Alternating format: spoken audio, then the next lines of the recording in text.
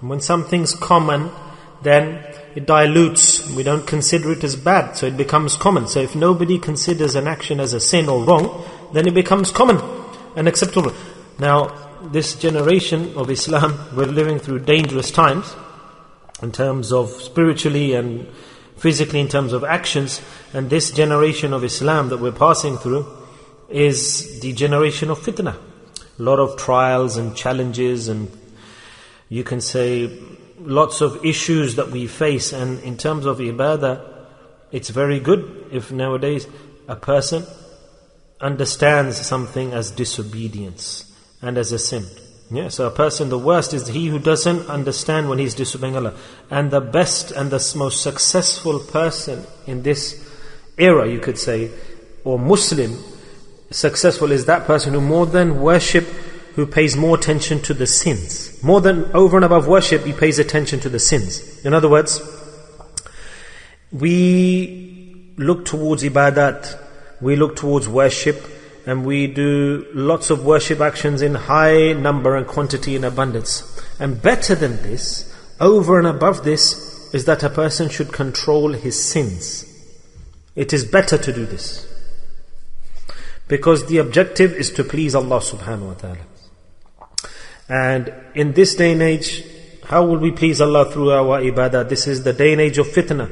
There are so many sins and disobedient actions that this is what we should be paying attention to. So amal, we implement the deeds, and we still complain, oh, I don't know, I'm practicing, I'm implementing, I prayed salah, but I don't feel like it's been accepted, I don't feel spiritually clean or uplifted. And the person who prays, I don't know, what salah did I pray, what did I do? I just went through the motions, and too many waswasa come and whispering of shaitan, so many whispers of shaitan. This is a common complaint. Why? Because we sin. Because we sin. And the third consequence of this sin, so we see this, don't we? And the third consequence or punishment of the sin, let's listen to this carefully, that there is a abundance or huge amount, you can say, big, a high quantity of sin upon sin a person implements. The floodgates open, we hear that saying, the doors open, the floodgates open, the sluice opens, and the water comes gushing through. Then one sin, next sin, fourth sin, fifth sin, sixth sin. So as a result of this one sin, the floodgates open, and sinning from left and right and forward and behind and up and down and outside and inside, all day long, sin. If you sit down to count, you cannot count. You lose count how many sins did I commit. Isn't this the case? We hide the sins. We hide the sins. This is the reality. We're sitting, I did this and commit the sin. You took that person, sin. You looked at this person, sin. You looked over that way, sin. You spoke to somebody else, sin. Implemented something physically, sin. Is this not the position? Is this not the situation? Why? Because of that first sin we committed, which creates that result. And that's the speciality of this sin, that it gives the offshoot of many other sins.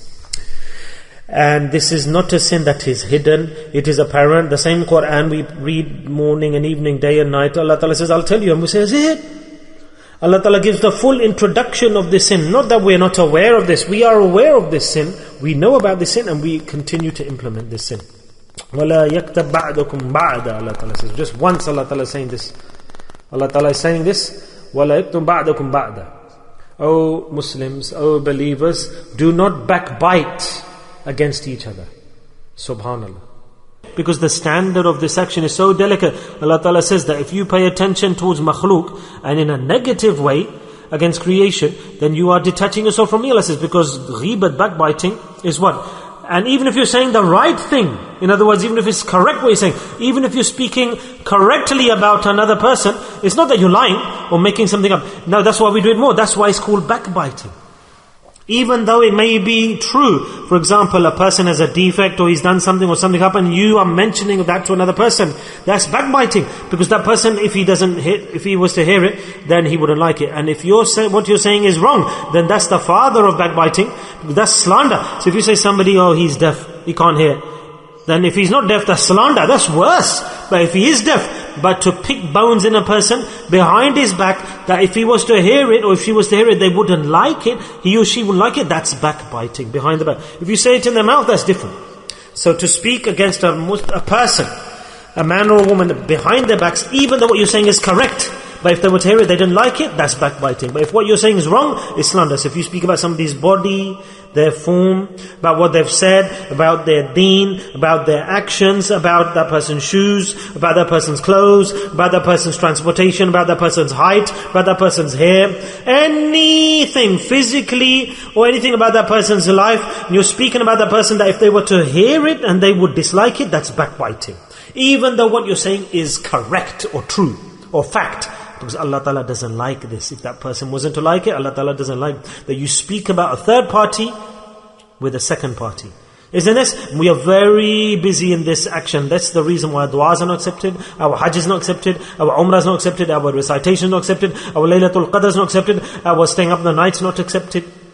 And shaitan, he keeps us doing this action, and he puts a hole in our container and the water's dripping out, and I'm saying, oh, I'm filling up the vessel with the fluid, and it's dropping out, leaking out, because I'm going to get the punishment afterwards. So let's accept what Allah Ta'ala is saying here.